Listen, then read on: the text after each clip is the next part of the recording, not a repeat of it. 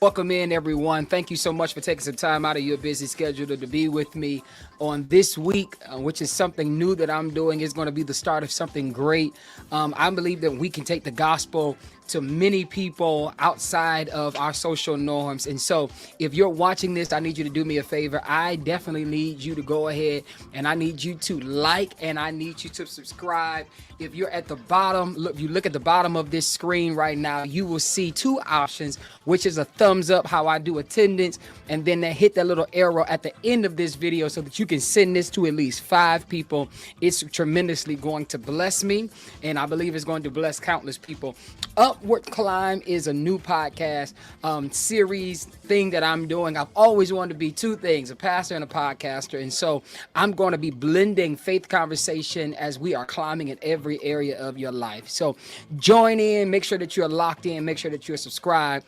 And then we're going to get right started because I believe that today is going to be something absolutely amazing that's going to help you in your journey as you grow in God. So today is going to be a conversation about being a safe space. Are you a safe space? Have you found a safe space? Are you safe in the places that you go? Are you safe around the people that you are around? Do you feel safe? I think that's very important, especially in this day and time where there's so much going on. I mean, from mental issues to trauma in our personal lives to just some people just having so much anxiety, not wanting to be around particular people and being in particular spaces. Sometimes it could be very uncomfortable for us to adapt to different environments. And so we have to ask ourselves, are we a safe place? Are we a people?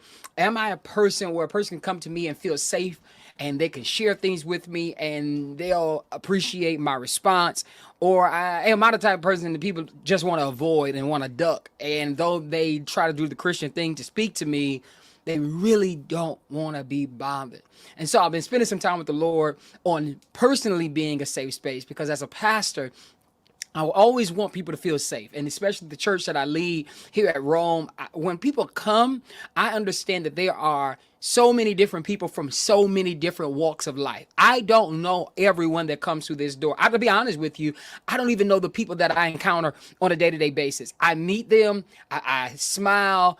We get to know each other as much as we can. But the truth is, we don't get the opportunity to sit down to pull back the layers of the onion and ask some critical questions. And so if I'm not able to do that, I now have to check myself and ask myself or prepare myself to be a generalized safe space for people that I may encounter. And I want you to be prepared. I don't just want to be the pastor or the person that I do it, but then people around me don't do it.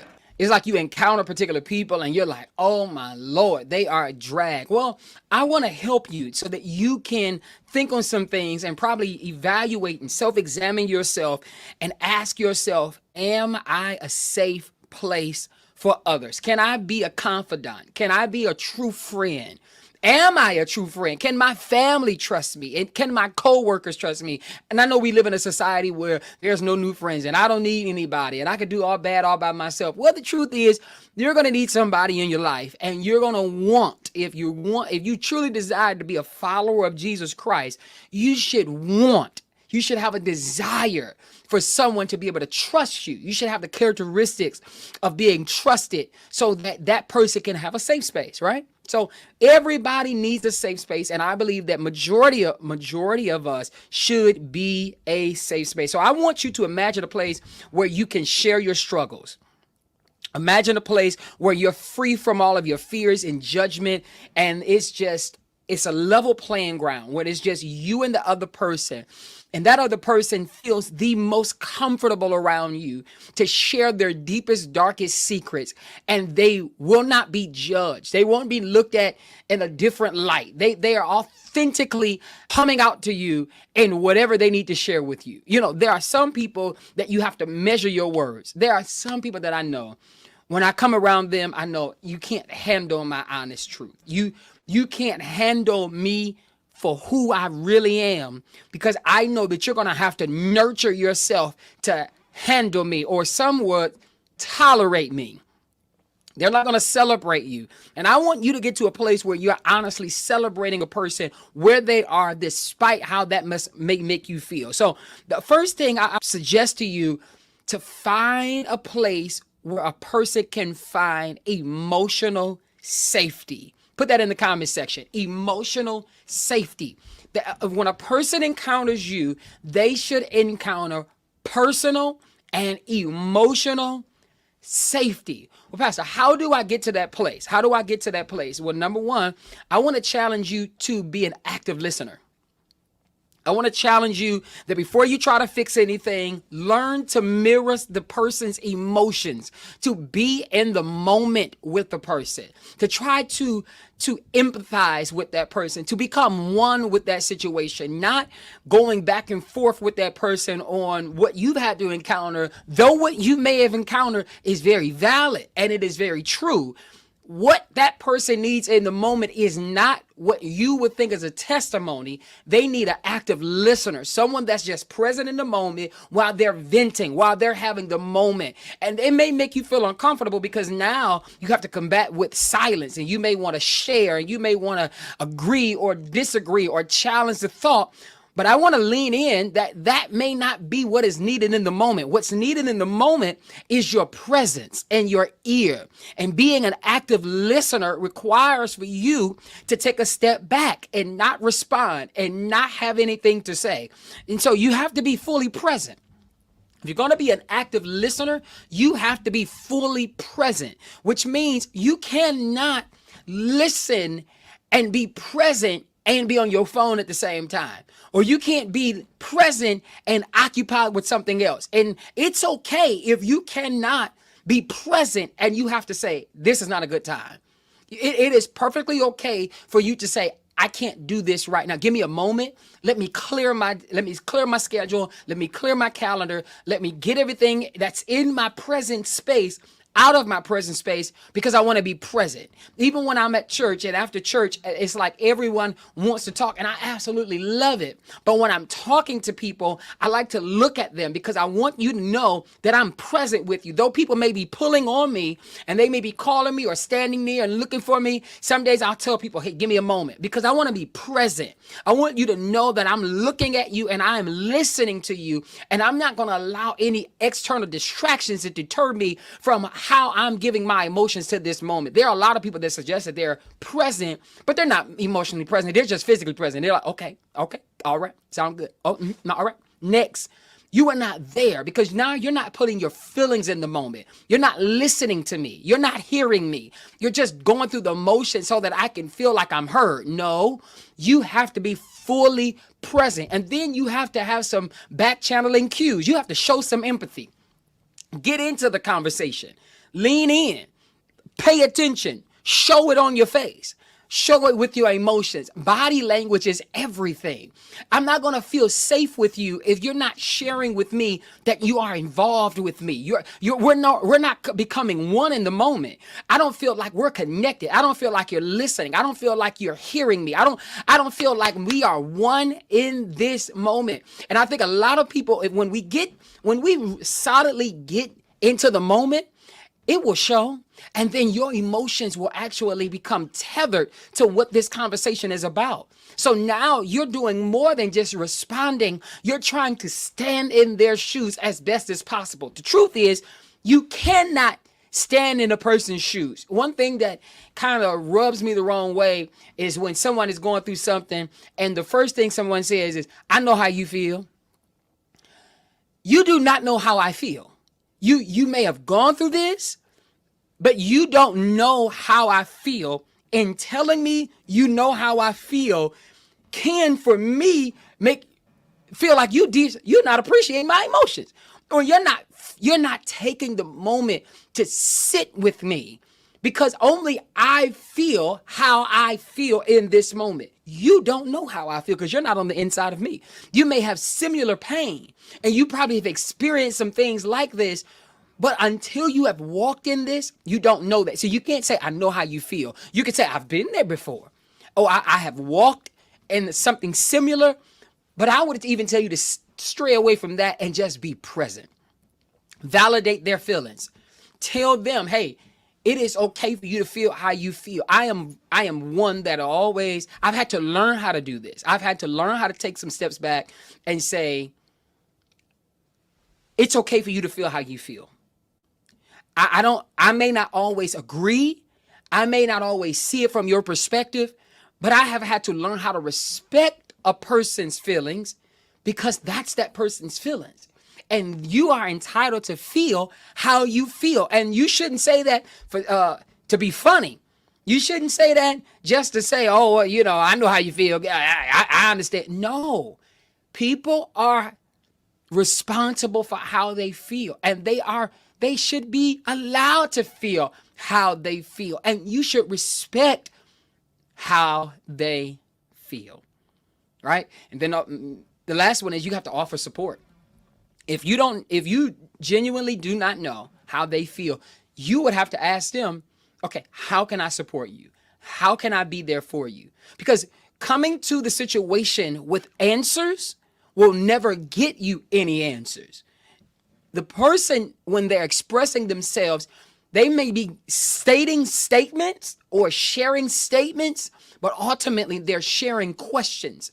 They have so many questions in the moment because if I lost something, why did this happen to me?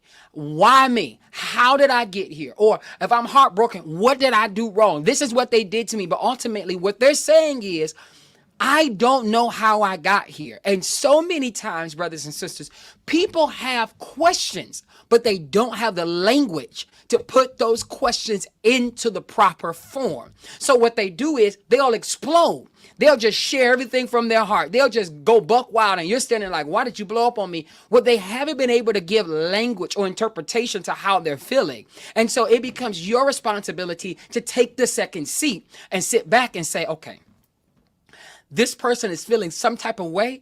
I don't know what that is, but what I'm going to do is I'm going to sit here. I'm going to ask open-ended questions, and then I'm going to ask them, how can I support you? Or how can I make this right?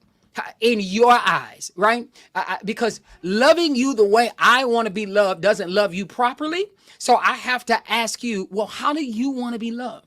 How do you feel about this? What should I do about this? Becoming a safe space is about you being an active listener, asking questions, offering the support they need, being there for them in the way that they need you to be there without giving any type of answers, without giving any type of recommendations, without trying to fix the situation, just being present. A few months ago, I preached about Job when his children and his family had just fallen all apart. His friends came and they sat with him.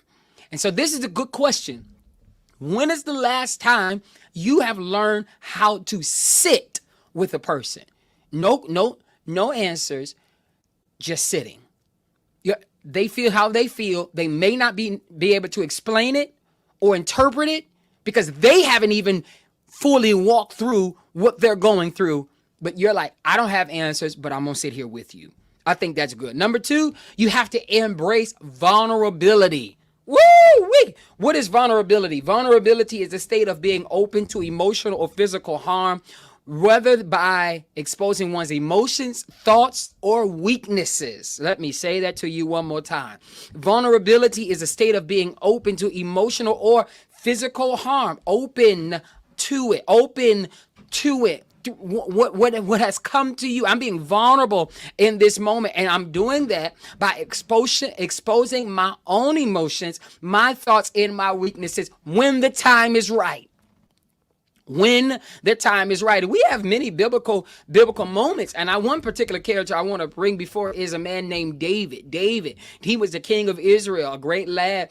He was a shepherd boy. He loved sheep. He followed after God. The Bible says that he was a man after God's own heart. But in Psalm 6 and 7, he says, I am weak with my mourning. Every night and day I flood my bed with tears. I drench my couch with my weeping. My eyes waste away because of grief. It grows weak because of my foes. Psalms 22, verse 1 and 2. My God, why have you forsaken me? Why are you so far from saving me from the words of my groaning? Oh Lord, I cry before you day and night, and you do not answer. What is going on? Psalms 4, chapter 42, verse 3, the 42nd book of Psalms. I'm sorry, Psalms doesn't have any chapters. The 42nd book of Psalms, verse 3 says, my tears have been my food day and night, while you say to me all the day long, where is your God? You have to learn how to be vulnerable. Vulnerability is a challenge for you to become one-on-one with your own emotions. You can't care for me if you don't care for yourself. You can't love me if you don't love yourself. You can't be there for me if you haven't been present for yourself. So in order for you to be vulnerable with me and share your heart with me and share your emotions with me, you have to first become vulnerable yourself. Now, so many people are saying, well, I don't want to do that because so many people will misuse your vulnerability. When I'm honest, they don't interpret it right. When I'm honest with them, they don't want to hear me. When I'm honest, they don't want to listen to me. And it's just like, what in the world? Why do I want to do that? Well, if you're going to be vulnerable, let me help you out. Number one, you're going to have to set some creative boundaries. You have to identify your limits. You know who you're working with. And if you don't know who you're working with, then set some personal boundaries with yourself and say, this is what I'm not going to share because this makes me exposed and I'm not ready to get there yet. And I don't think that they need this much. That's okay. You have to learn how to compartmentalize particular people. There are some people that can take a lot of you.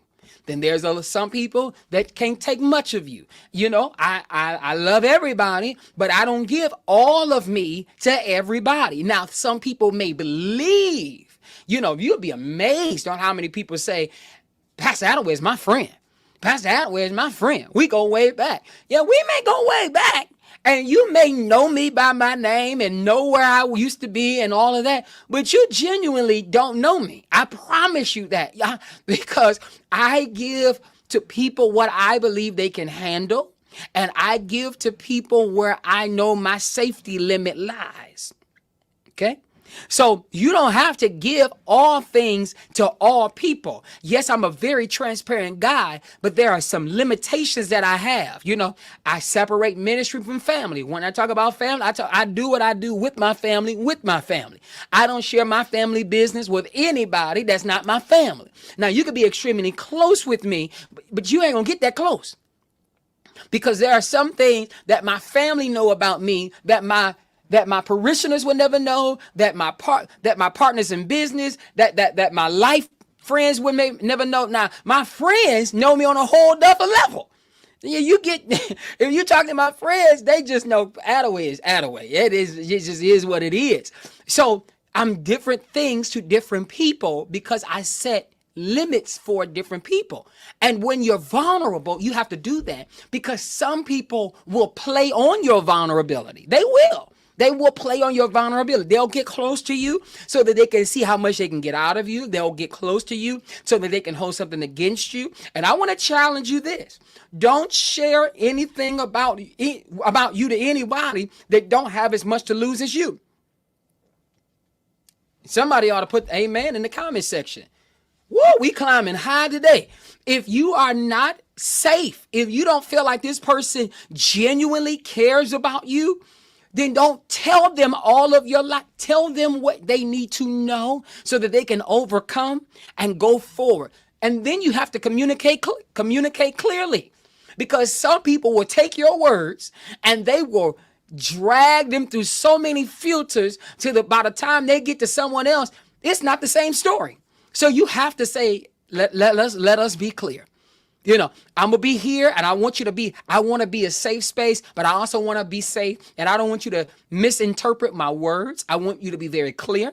And so when people say, what are you trying to say? I'm not trying to say anything. This is what I am saying. What I'm saying is this: 1, 2, and 3. Because even when you're trying to make other people safe, they're still trying to figure out who you are. And you cannot trust everybody to the fullest extent. Here's another one. Say no when necessary. Though you want to be a safe place for everyone, you have to be safe emotionally yourself.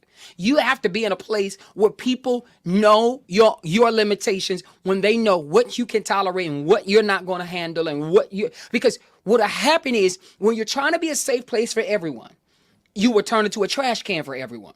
And then they'll just dump things on you. And then you become emotionally drained. And then it plays on your own depression and your own anxiety and your own mental strength. And before you know it, you're like, I can't do this. I'm so drained. I'm no good for myself. And then you're no good for your core, which is your family, or you're no good for your job, and you're no good for your creativity, because now you're carrying so much. And so you have to learn how to say no. And I want to suggest that saying no is a part of self-care. Saying no and knowing your limitations and saying, I can't take this right now. You may have to go to a therapist. You may want to talk to pastor. You may want to talk to, because I can't carry this. And acting like you can carry something when you can't lets you down and lets them down at the same time. Because now you're carrying a load that you can't carry, and expectations have been set that cannot be followed through. And that leads me to my last point of being vulnerable, is you have to be consistent. Because you can't be up with them now and then down on them next week, because they're trying to find safety. And there's no greater danger in coming to a person thinking they're for you, and then they change on you the next week, and it's nothing against you, it's really them. But because they were not honest about where they could handle, now you're looking like, what did I do wrong to you? And you didn't do anything. They didn't do anything wrong to you. You just didn't tell them, I can't handle that. So now the lines are blurred, and safety is missing. It's just, be consistent as far as you can be consistent. And when you can no longer do it, say, okay, I can't go no further. Or say, hey, I can talk to you, but if you're gonna stay here, if you're gonna talk about this broken relationship 4 months from now, and that person has moved on, and I've given you wise counsel, and you just want to repeat yourself, I can't do that. But somebody else can. I promise you, someone else can. Maybe a journal can. Maybe you want to just get on a podcast, just talk about your business, whatever you want. I can't do that. So if you can't do that coming in, don't say you can't or act like you can. Set the boundaries, be okay, and say, I can't do this. I can do it temporarily. This is as far as I can go with you, and that's okay. Now that person knows, well, I can't keep calling them, because they're not going to be available to me. Number 3. So after you, number 1, you're emotionally safe. You have to become vulnerable. You got to set some boundaries. Here's another big one. I want you to hear this. I want you to practice inclusivity. I want you to be inclusive. I want you to be inclusive. Emotional safety is great, but true belonging goes further. Inclusivity is about making space for everyone, regardless of their background, regardless of belief, and regardless of their identity. Are you willing to take them for who they are in a way that makes them feel comfortable? So, Pastor, the thing is, let's just be honest. Many of us, we have our systems. We have our way of doing stuff. We're already set. We're like, this is who I am. I've been this way for the longest. Let me tell you something. You can change. You can pivot. The things you used to do, you don't have to continue to do. You can do that no more. You can change. You can look at things differently. You can get a different perspective, and you can change your mind. I don't feel comfortable. Well, get comfortable. All right? Because how can you not be comfortable with people when God has been comfortable with you? You and God are two different things. God tell you to go right, you intentionally go left. God told you to do something, you intentionally say no. So if God can do all of that and make you feel comfortable coming back to his presence, giving you chance after chance and listening to you despite you justify yourself, I believe that people, despite their belief, their background, or their identity, you can find a place of comfort for them, and you can say, okay, listen, I can hear you out. How do I do that? How do I get to that place, Pastor, when I'm genuinely can change and, see things from a different light? I'm gonna give you this very quickly. Number 1, receive feedback and reflection. Ask some people around you if you are shallow. Ask people around you if you are one-sided. Ask people around you if you are judgmental. Ask for feedback from others about your behavior and your attitudes, and be receptive when they share with you. It's one thing to say, how do I make you feel? Tell me about myself. And then you come to the conversation, well, I don't believe that. Well, you wouldn't believe it. That's why you asked me. That's why I will never understand why people ask for advice and don't want to take it. I will never understand how you intentionally ask for wisdom and you intentionally disregard the wisdom that a person gets. And I'm not telling you that you have to take it all, but I am saying there should be a place in your life when you say, I should be open to this. Number 2, be open to learning. Approach situations with a mindset of learning and growth, and be willing to admit when you have made a mistake and acted on a bias. Come on. Be open to learning. If there's something new that you've never done before, just because you've never done it before, it doesn't mean that it doesn't work. And it doesn't mean that it's the devil. And it doesn't mean that it's not going to work and it's not a good thing. We have seen so many dispensations of currency down through the years that if you hadn't caught up with the time, you wouldn't be able to spend money. First, we started off with crops. We were exchanging crops and produce. Then we were exchanging coins. Then we were exchanging dollars. Then we were exchanging checks. Now we're exchanging debit cards. Now to the place that if you don't have a debit card, you just far behind, because we are on the tap Apple Pay system where you're not taking your phone, putting it on the machine, tapping it, and that's the currency. And then if I need to send money to somebody, all I'm doing is sending a Cash App or a Zelle, to the point that now I don't even carry cash. I don't have a debit card always on me. I do not have a checkbook nowhere around, because things have changed. And so you have to be open to learning, because there are new tools that are going to shift you to a new place in life. And so if you're going to be open to anything, be open to learning. Examine your assumptions. Let me talk about that. Let me talk about assumptions. When I went to college back in 2013, I'll be honest and tell you, because of my limited exposure, I thought I knew everything. And the reason why I thought I knew everything is because I was a big fish in a small pond. But until I went into a different atmosphere and explored more and exposed myself to more, I began to see I don't know everything. And so I had to then challenge my assumptions that I may assume, but what I like to say is assumptions make you apologize, because assumptions are not the authentic answer. Let me say that one more time. Assumptions will make you apologize, because assumptions are not the authentic answer. One more time for the people in the back.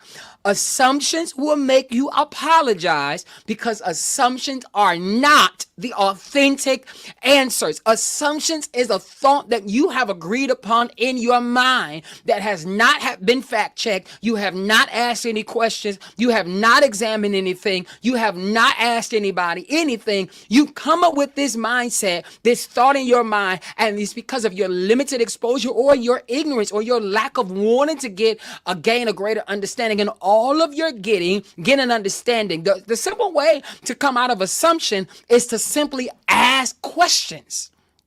Now, if you come up with an answer because of 1,000 answered questions that you've asked, then you may be in more of a safe zone. But if you just at your house in your mind say, this is what it is, you're not open, and you're not going to be open to anyone despite their background, their identity, or their culture, because you don't want to get answers. And I want to challenge you to learn how to celebrate diversity, because diversity allows for you to be exposed to their culture, the insights of who they are. I know I'm talking good. You might as well put a comment, put some fire in that chat. My goodness, because you will learn more. You become more brighter. You'll become more happier when you crack that box of your own assumptions and your own exclusivity to be more inclusive to things you don't know. Right? Okay. So you want to be a safe place. You want to be an active listener. You want to practice emotional safety. You want to become vulnerable. You want to set boundaries. You want to be inclusive. Woo! Here is the last one. I think this is going to bless you. Woo! Put the word confidentiality in the chat. You want to be a confidant. What greater person in the world is a person that could be trusted? That I can confide in you, that I can talk to you, and I don't have to worry about what I'm being said again. That is so good. You probably know the feeling of you telling somebody something and you heard it again, and they probably thought, well, I ain't mean nothing by it. Now let me sing, look in, lean in, bring that camera a little closer to you, bring the screen closer to you. Learn to just keep it to yourself.